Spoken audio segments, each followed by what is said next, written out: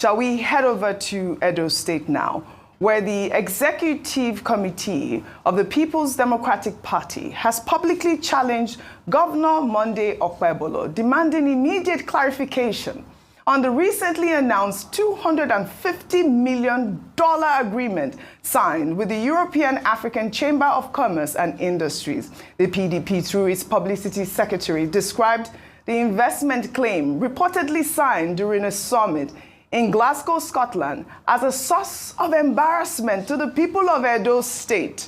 The governor, who attended the Edo State Global Investment Summit 2025 in Scotland, also met with indigents abroad. In his address to investors, he vowed that Nigeria is very safe for investment. Let's take a look before we come back for a discussion. Today, Nigeria is very safe for investment. The economy is growing. The World Bank, the IMF, have rated us very high. The president has been able to stabilize our economy. For years now, you can see that the rate to the dollar is stable. So that is stabilization. That is why I was quick to say, I am promising, Mr. President, today I'm even very happy to hear that we have over 2 million people in UK here. So I promise, Mr. President, 2.5 million votes. If any of you here can call your family back home to say, vote for Mr. President, all of you here, I know you have 1 or 2, 3 persons back home. 2 million people talking to 2 persons. How many is that? So we do the arithmetic at the end of the day.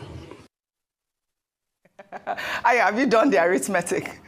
Well. I think it's about 6 million. But let me just take a reaction to that summit that he went to last week in Scotland. This person wrote on X, I don't understand the rationale behind this. That's the summit. Edo Summit in Glasgow. First of all, how many persons went from Nigeria on the ticket of the state?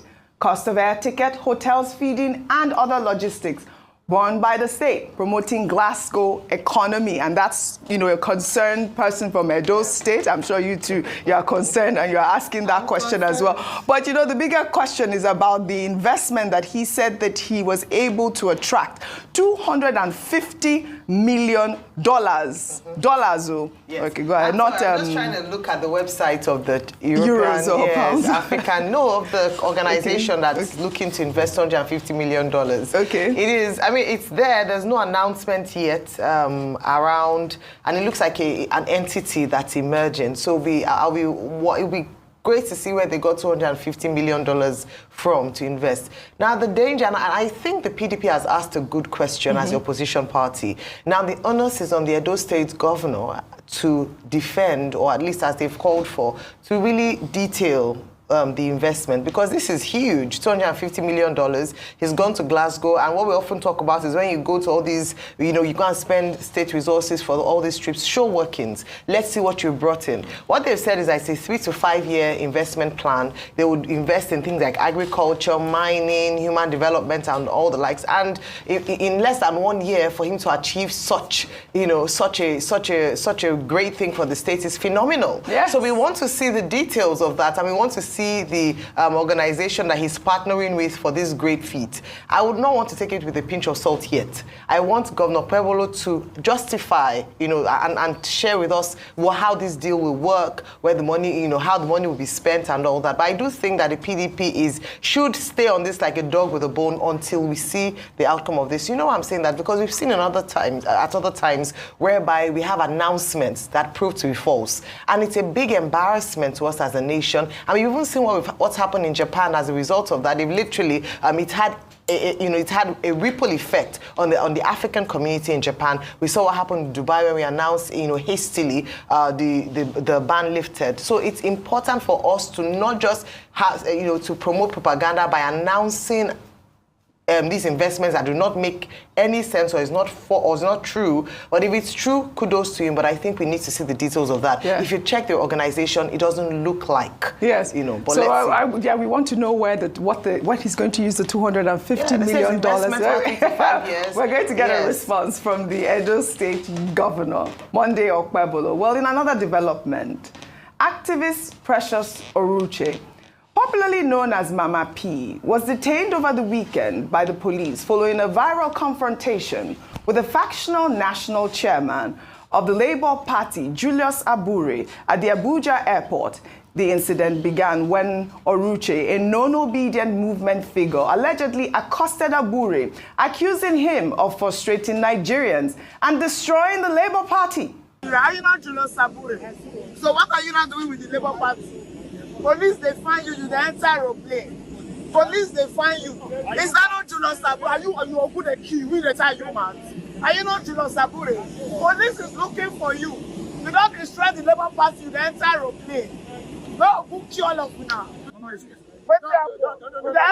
Excuse me. And you know me. And you're asking me for a man. Excuse me, sir. You know me and you're asking me for a man. Like, you can inside your head. Wait. So that Benin, if you get to Benin, tell me are you man.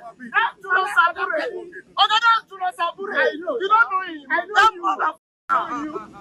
All of you ruined our chances. Excuse me. You are coming to enter. You don't know. I don't know.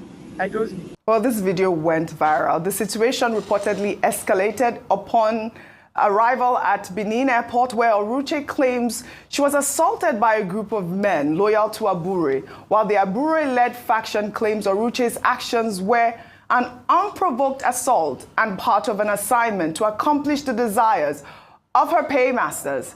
A circulating video later confirmed that Oruche has since been freed. Meanwhile, the factional Labour Party National Publicity Secretary, Abayomi Arabambi, over the weekend issued a combative press statement demanding the immediate arrest of Precious Oruche, accusing her of assaulting the party's national chairman, Julius Abure, at the Abuja airport unprovoked. Arabambi claimed that Oruche's unprovoked attack is a plan by the obedience to destabilize the nation and stage a coup d'etat against President Bola Ahmed Tinubu. He also called on the Inspector General of Police to arrest Dr. Tanko Yunisa for treason and place Peter Obi on a national security watch list. Additionally, he suggested that Oruche's husband should seek a refund of her bride price due to what he described as her loose morals and enslaved life as a political instrument. The attacker, Madam Precious, a large-scale disgrace to womanhood, a large-scale disgrace to her husband and children, continue a negative vituperation all through the duration of the flight.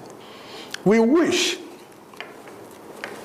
to call on the Inspector General of Police to arrest Dr. Tanko Yunusa for treason and incitement and transfer Mrs. Precious Onuche case to Abuja for contrary to coverage of peace and placing Mr. Obi on a security watch list as is known to have been demarketing Nigeria and calling for war, destabilization as it happened in Nepal. Mr. Obi is calling for war. Dr. Bati, okay. Over to you on all the stories. Just very quick comment before I go to this on Senator Monday Okpebhole going to Glasgow, Scotland, to look for investors.